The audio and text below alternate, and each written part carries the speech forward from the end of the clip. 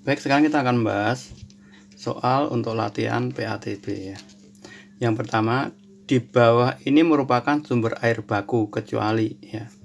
Jadi sumber air baku kecuali adalah air isi ulang ya. Soal nomor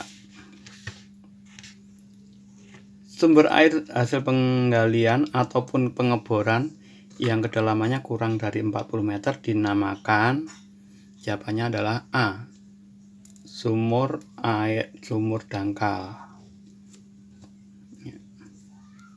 Soal nomor 3, permasalahan air bersih diantaranya adalah ya kita yang A, sumber air bersih habis karena digunakan terus-menerus, salah. Jumlah penduduk yang meningkat sehingga kebutuhan air menjadi banyak, ya jawabannya adalah B. Jadi jumlah penduduk yang meningkat sehingga kebutuhan air menjadi banyak. Oke. Nomor 4, ciri-ciri air bersih adalah, ya jawabannya adalah C. Tidak berbau, tidak berwarna, dan tidak berasa. Nomor 5, berikut bukan merupakan tujuan dari penjernihan air ya. Meningkatkan karbon di air, membunuh bakteri, menghilangkan rasa yang tidak enak, menghilangkan bau air. Jadi yang betul adalah A. Meningkatkan kadar karbon di air. Berikutnya nomor 6, penjernihan ada yang dilakukan secara alami dan kimiawi. Contoh barang yang digunakan sebagai penjernih kimiawi adalah, jawabannya adalah ini ya, tawas. Ya, tawas. Nomor 7, setiap minggu kolam renang akan dibersihkan dan dijernihkan agar air menjadi bersih dan sehat. Bahan yang cocok digunakan adalah ini ya, kaporit C. Ya, bahan yang cocok adalah kaporit. Nomor 8, penggunaan arang batok kelapa pada penjernih air berfungsi sebagai, ya, jawabannya adalah menetralisasi racun. Ya, jadi arang batok kelapa itu untuk menetralisasi racun.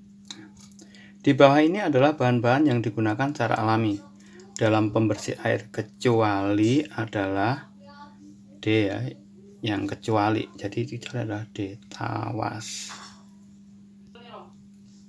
Perhatikan pernyataan berikut. 1, kayu bakar. 2, arang batok kelapa. 3, tanah liat. Dan keempat, kerikil besar. Bahan-bahan di atas yang dapat digunakan dalam penjernihan air adalah, jadi 2 dan 4. Jawabannya adalah, ini jawabannya harusnya ini aja ya, 2 dan ini 4. Soal berikutnya adalah yang disebut dengan adsorpsi adalah, jawabannya adalah B, penangkapan ion-ion. Oke. Soal berikutnya nomor 12.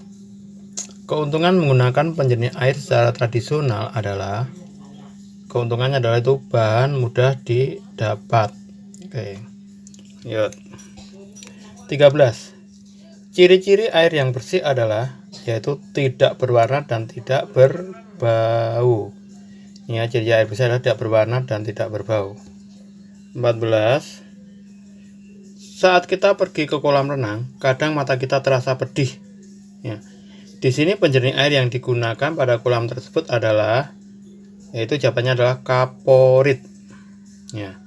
Soal terakhir, tawas pada penjernih air berfungsi sebagai, yaitu untuk mengendapkan. Jadi mengendapkan kotoran. Itu adalah fungsi tawas.